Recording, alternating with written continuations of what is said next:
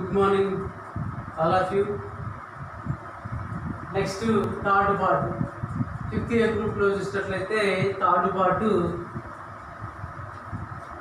Dinitrogen.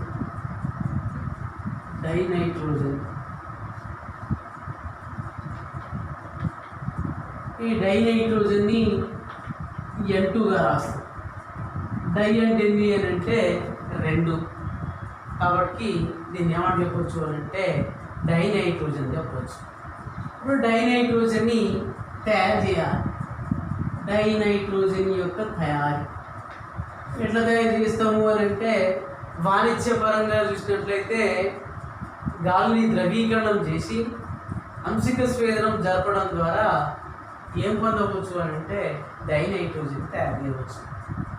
వాణిజ్యపరంగా గాలిని ద్రవీకరణం జరిపి అంశిక స్వేదనానికి గురి చేయడం వలన ఏం పొందవచ్చు అని అంటే డైనైట్రోజన్ పొందవచ్చు. ఇక్కడ ద్రవ నైట్రోజన్ యొక్క బాష్పీభవన స్థానం నైట్రోజన్. ఈ ద్రవ నైట్రోజన్ యొక్క బాష్పీభవన స్థానం ఎంత అంటే నైట్రోజన్ బాష్పీభవన స్థానము 77.2 కెల్విన్. నెక్స్ట్ ద్రవ ఆక్సిజన్ యొక్క బాష్పీభవన స్థానం ద్రవ రూపంలో ఉన్న ఆక్సిజన్ యొక్క బాష్పీభవన స్థానం ఎంత అంటే 90 కెల్విన్. ఈ ద్రవ రూపంలో ఉన్న ఆక్సిజన్ యొక్క బాష్పీభవన స్థానము 90 కెల్విన్ మరియు ద్రవ రూపంలో ఉన్న నైట్రోజన్ యొక్క బాష్పీభవన స్థానం అనేది 77.2 కెల్విన్. నైట్రోజన్ అనేది చూసినట్లయితే ఎక్కువ మొత్తంలో చూసినట్లయితే ఎట్లా ఉంటుంది అంటే వాయు రూపంలో ఉంటుంది. కానీ ఇక్కడ ఏమన్నాడు, ద్రవ రూపంలో ఉన్న నైట్రోజన్ యొక్క బాష్పీభవన స్థానం అన్నాం. ద్రవ రూపంలో ఉన్న నైట్రోజన్ యొక్క బాష్పీభవన స్థానం అనేది 77.2 కెల్విన్లు. మరియు ద్రవ రూపంలో ఉన్న ఆక్సిజన్ యొక్క బాష్పీభవన స్థానం ఎంత అంటే 90 కెల్విన్. ఇప్పుడు ద్రవ నైట్రోజన్ బాష్పీభవన స్థానము, ద్రవ ఆక్సిజన్ బాష్పీభవన స్థానం చెప్పాము. మరి ఎట్లా తయారు చేస్తున్నాం? వాణిజ్యపరంగా చూసినట్లయితేనేమో గాలిని ద్రవీకరణం జరపాలి మరియు అంశిక స్వేదనం జరపాలి. అంశిక స్వేదనం జరిపిన తర్వాత డైనైట్రోజన్ని పొందవచ్చు అని చెప్పాడు. మరియు ప్రయోగశాలలో చూసినట్లయితే తయారు చేయాలి.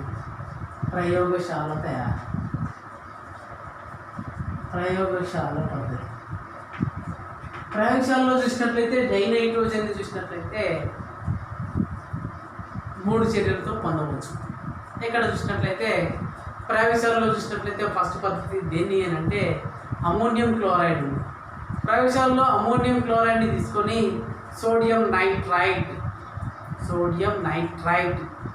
NaNO2 సోడియం నైట్రేట్తో చర్య జరిపించినట్లయితే ఏం పొందవచ్చు అని అంటే డైనైట్రోజన్ని పొందవచ్చు.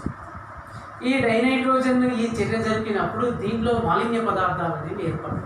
ఆ మాలిన్య పదార్థాలు ఏంటి అంటే ఒకటేమో నైట్రిక్ ఆక్సైడ్ NO, రెండవ చూసినట్లయితేనేమో HNO3. ఈ NO అనేది HNO3 అనేవి మాలిన్య పదార్థాలుగా ఏర్పడతాయి. అంటే డైనైట్రోజన్ని ప్రయోగశాలలో తయారు చేసినప్పుడు మాలిన్య పదార్థాలు అనేవి NO మరియు HNO3 పదార్థాలు అనేవి ఫస్ట్ చర్యలు ఏర్పడతాయి. ఇంకా ఉన్నవి ఏంటిది, ఇప్పుడు డైక్రోమేట్ సమ్మేళనాలు ఉన్నవి. ఫర్ ఎగ్జాంపుల్ చూసినట్లయితే అమోనియం డైక్రోమేట్. ఈ అమోనియం డైక్రోమేట్ని ఏం చేస్తున్నాం అంటే ఉష్ణ వియోగం జరిపిస్తున్నాం. అత్యధిక శక్తిని వినియోగించి ఉష్ణ వియోగం జరపడం ద్వారా ఏం పొందవచ్చు, ఏం తయారు చేయవచ్చు అని అంటే డైనైట్రోజన్ తయారు చేయవచ్చు. నెక్స్ట్ మూడో చర్య అంటున్నాం.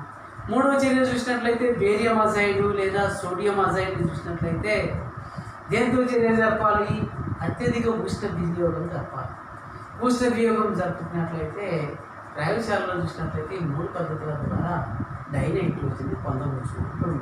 ఫస్ట్లో చూసినట్లయితే ప్రయోగశాలలో చూసినట్లయితే ఏమన్నాడు, ఫస్ట్ చర్య ammonium chloride NH4Cl ammonium chloride. ఇది జలద్రావణం. ఈ అమోనియం క్లోరైడ్ని దేంతో చర్య జరిపిస్తున్నాం అని అంటే sodium nitrite NaNO2.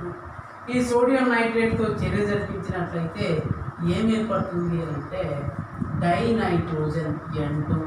Nitrogen 2, die అంటే 2 కాబట్టి డైనైట్రోజన్ ఏర్పడాలి. నెక్స్ట్ వన్ చూసినట్లయితే ఏం ఏర్పడుతుంది, 2 మోలుల H2O ఏర్పడుతుంది. నెక్స్ట్ వన్ ఏంది మిగిలినవి సోడియం క్లోరైడ్ NaCl. ఇది ఫస్ట్ చర్య. ఈ చర్యలో జరిగినప్పుడు దీంట్లో మాలిన్య పదార్థాలు అనేవి ఏమి ఏర్పడుతుంది అంటే మాలిన్యాలు అనేవి ఇక్కడ NO అనేది, నెక్స్ట్ వన్ HNO3 అనేది చూసినట్లయితే మాలిన్య పదార్థాలు ఏర్పడతాయి. ఇవి ఇంప్యూరిటీస్ అనుకుంటాం. నెక్స్ట్ వన్ ఇప్పుడు ఈ రియాక్షన్ బ్యాలెన్స్ చేయాలి. ఇవి ఇక్కడ చూసినట్లయితే ఎడమ సైడు, అటు చూసినట్లయితే కుడి సైడ్ క్రియాజనకాలు. నెక్స్ట్ వన్ క్రియాజన్యాలు. క్రియాజనకాల్లో చూసినట్లయితే నైట్రోజన్ పరమాణువులు, అమోనియం క్లోరైడ్లో 1, సోడియం నైట్రైడ్లో 2, 1 వస్తే 2. కాబట్టి నైట్రోజన్ పరమాణువులు క్రియాజన్యాలు 2 ఏర్పడతాయి. కాబట్టి నైట్రోజన్లు అనేది బ్యాలెన్స్ అయింది. Next one హైడ్రోజన్లు 4 జనకాలలో, క్రియాజన్యాల్లో 2 × 2 4 హైడ్రోజన్లు సరిపోయినాయి. 2 ఆక్సిజన్లకి 2 ఆక్సిజన్లు వచ్చేసింది.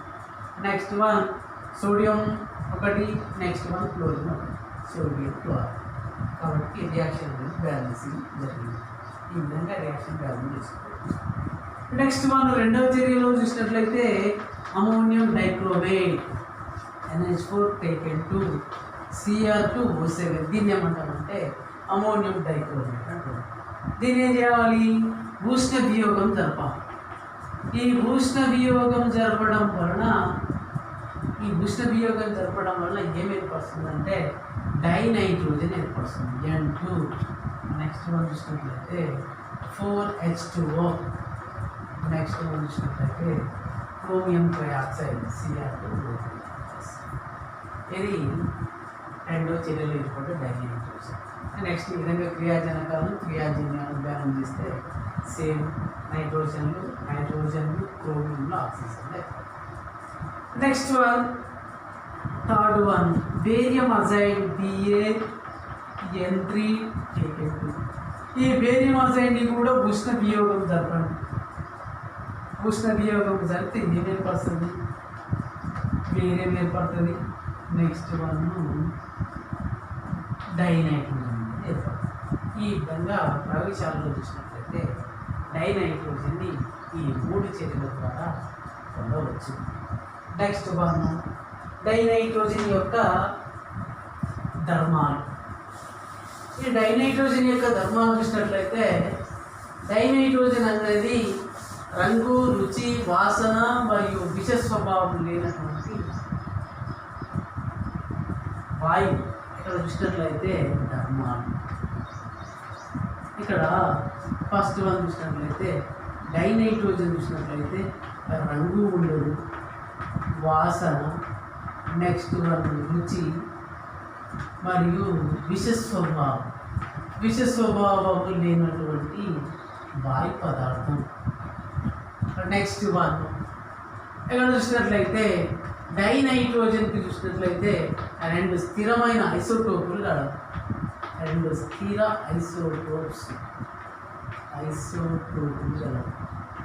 ఐసోటోపులు అవి నైట్రోజన్ పరమాణు సంఖ్య 7, ఇక్కడ చూసినట్లయితే ద్రవ్యరాశి సంఖ్య 14. నైట్రోజన్ 7, 15 ఒకే పరమాణు సంఖ్య వేరు ద్రవ్యరాశి సంఖ్య కలిగి ఉన్నట్లయితే వాటిని ఏమంటామంటే ఐసోటోప్స్ అంటారు. కాబట్టి నైట్రోజన్ పరమాణుకి 2 స్థిరమైన ఐసోటోపులు కలవు. అవే nitrogen 740, next one nitrogen 750. Next one చూసినట్లయితే నైట్రోజన్ మధ్య చూసినట్లయితే త్రికబంధం ఏర్పరిచే స్వభావాన్ని కలిగి ఉంది మరియు అత్యధిక బాంధ శక్తిని కలిగి ఉంటుంది. నెక్స్ట్ వన్ నైట్రోజన్ మూలకం అనేది లోహాలతో చర్య జరుపుతుంది. లోహాలు for example lithium. Next one చూసినట్లయితే మెగ్నీషియం వంటి లోహాలు. ఇక్కడ లిథియం మూలకం అనేది దేంతో చర్య జరిపింది, నైట్రోజన్తో చర్య జరిపింది. లోహం అనేది నైట్రోజన్తో చర్య జరిపినప్పుడు ఏమి ఏర్పడుతుందంటే లిథియం నైట్రైడ్ Li3n. అంటే డైనైట్రోజన్ అనేది లోహాలతో చర్య లోహ నైట్రైడ్ అని ఏర్పడుతుంది. అదే లిథియం 6 మోల్ లిథియం అనేది 9తో చర్య లిథియం నైట్రైడ్ ఏర్పడుతుంది. Next one magnesium 3Mg. ఇక్కడ నైట్రోజన్తో చర్య జరిపి ఏం ఏర్పడుతుందంటే మెగ్నీషియం నైట్రైడ్. ఇది నైట్రోజన్ యొక్క ధర్మాలు. నెక్స్ట్ వన్ చూసినట్లయితే నైట్రోజన్ అనేది చూసినట్లయితే దేని సమక్షంలో చర్య జరుపుతున్నది అని అంటే హైడ్రోజన్తో చర్య జరుపుతుంది. ఇక్కడ H2తో చర్య H2తో చర్య. ఇక్కడ డైనైట్రోజన్ అనేది చూసినట్లయితే N2 + 3H2 నైట్రోజన్ వాయువు హైడ్రోజన్ వాయువు ఈ రెండు కూడా చర్య జరిపి ఏం ఏర్పరుస్తుంది అంటే హెబర్ విధానంలో అమోనియాని ఏర్పరుస్తుంది NH3. N2 అనేది 3 మోల్ల హైడ్రోజన్తో చర్య జరిపి 2NH3 మాలిక్యూల్ సంబంధించిన చర్య జరిపి అమోనియాని ఏర్పరుస్తుంది. డెల్టా H -46.1 kJ/mol రిలీజింగ్ అవుతుంది. అంటే నైట్రోజన్ అనేది హైడ్రోజన్తో చర్య జరిపి అమోనియాని ఏర్పరుస్తుంది. ఇది హెబర్ పద్ధతి. నెక్స్ట్ వన్ డైనైట్రోజన్ అనేది ఆక్సిజన్తో చర్య జరిపి N2 అనేది O2తో చర్య జరిపి 2NO నైట్రిక్ ఆక్సైడ్ ఏర్పరుస్తుంది. ఇది నైట్రోజన్ యొక్క రసాయన ధర్మాలు. నెక్స్ట్ వన్ చూసినట్లయితే ధర్మాల్లో ఇక్కడ తయారీ చూసినాము. నెక్స్ట్ వన్ చూసినట్లయితే ధర్మాల్లో రంగు రుచి వాసన విశిష్ట స్వభావం లేనటువంటి వాయు పదార్థం అన్నాము. నైట్రోజన్కి 2 స్థిరమైన ఐసోటోపులు ఉన్నాయి. ఆ ఐసోటోపులే nitrogen 740 next nitrogen 750. Next one nitrogen మధ్య త్రికబంధాన్ని కలిగి ఉండి అత్యధిక ఎంథాల్పీ శక్తి విలువలను కూడా కలిగి ఉంటుంది. ఈ డైనైట్రోజన్ అనేది లోహాల సమక్షంలో చర్య జరిపి లోహ నైట్రైట్లను ఏర్పరుస్తుంది. ఫర్ ఎగ్జాంపుల్ లేదా ఉదాహరణకి లిథియం అనేది ఒక లోహం, గట్టి లోహం. ఈ లిథియం లోహం అనేది N2తో చర్య జరిపి లిథియం నైట్రైట్ ఏర్పరిచింది. మరియు మెగ్నీషియం అనేది నైట్రోజన్తో చర్య జరిపి Mg3N మెగ్నీషియం నైట్రైడ్. ఇక్కడ చూసినట్లయితే Mg3N మెగ్నీషియం నైట్రైడ్ Mg3N ఈ విధంగా లోహ నైట్రైడ్ ఏర్పరిచింది. నెక్స్ట్ వన్ చూసినట్లయితే హైడ్రోజన్తో చర్య. నైట్రోజన్ అనేది హైడ్రోజన్తో చర్య జరిపి అమోనియాని ఏర్పరిచింది. ఇది హెబర్ పద్ధతిలో అమోనియా. నెక్స్ట్ వన్ N2 అనేది ఆక్సిజన్తో చర్య జరిపి నైట్రిక్ ఆక్సైడ్ ఏర్పరుస్తుంది. ఇవి డైనైట్రోజన్ యొక్క రసాయన ధర్మాలు. ఈ విధంగా నైట్రోజన్ చూసినట్లయితే ప్రయోగశాల పద్ధతి ద్వారా డైనైట్రోజన్ తయారు చేసాం. డైనైట్రోజన్ యొక్క రసాయన ధర్మాలు మరియు భౌతిక ధర్మాలు వివరించడం జరిగింది. నెక్స్ట్ వన్ డైనైట్రోజన్ యొక్క ఉపయోగాలు. డైనైట్రోజన్ మరి ఉపయోగాలు ఏంటిది అని అంటే ఇక్కడ చూసినట్లయితే ప్రయోగశాలలో లేదా హెబర్ పద్ధతిలో చూసినట్లయితే అమోనియా తయారు చేయడానికి దేని ఉపయోగపడుతుంది అని అంటే డైనైట్రోజన్ ఉపయోగిస్తుంది. అమోనియా హెబర్ పద్ధతి లేదా కాల్షియం సైనమైడ్లో చూసినట్లయితే డైనైట్రోజన్ ఉపయోగిస్తుంది. నెక్స్ట్ మనం చూసినట్లయితే జడ వాతావరణం సృష్టించడానికి అంటే పారిశ్రామిక రంగాల్లో చూసినట్లయితే స్టీలు ఉక్కు పరిశ్రమల్లో చూసినట్లయితే జడ వాతావరణాన్ని సృష్టించడానికి డైనైట్రోజన్ ఉపయోగిస్తారు. నెక్స్ట్ అదేవిధంగా చూసినట్లయితే హిమాంక శస్త్రచికిత్స ఇక్కడ ప్రయోగశాలలో చూసినట్లయితే కాకుండా వైద్య రంగంలో కూడా చూసినట్లయితే హిమాంక శస్త్రచికిత్స చల్లని పదార్థాలు అంటే హిమాము అంటేనే చల్లని. ఎట్లా చూసినట్లయితే బ్యాక్టీరియా అనేది ఫామ్ కాకుండా హిమాంకం అనేది జరపడానికి డైనైట్రోజన్ ఉపయోగిస్తుంది. హిమాంక శస్త్రచికిత్సలో చూసినట్లయితే డైనైట్రోజన్ ఉపయోగిస్తుంది. నెక్స్ట్ వన్ చూసినట్లయితే నైట్రోజన్ చూసినట్లయితే శీతలీకరణ మిశ్రమంగా ఉపయోగిస్తారు. శీతలీకరణం అంటే చల్లని శీతల పానీయాలు వాటిలో చూసినట్లయితే డైనైట్రోజన్ని ఉపయోగించడం జరిగింది. ఇది డైనైట్రోజన్ యొక్క తయారీ ధర్మాలు మరియు ఉపయోగాలు. ఈ విధంగా ఈ విధంగా డైనైట్రోజన్ తయారు చేయవచ్చు. వాటి యొక్క ధర్మాలు, ఉపయోగాలు చెప్పడం జరిగింది. Thank you.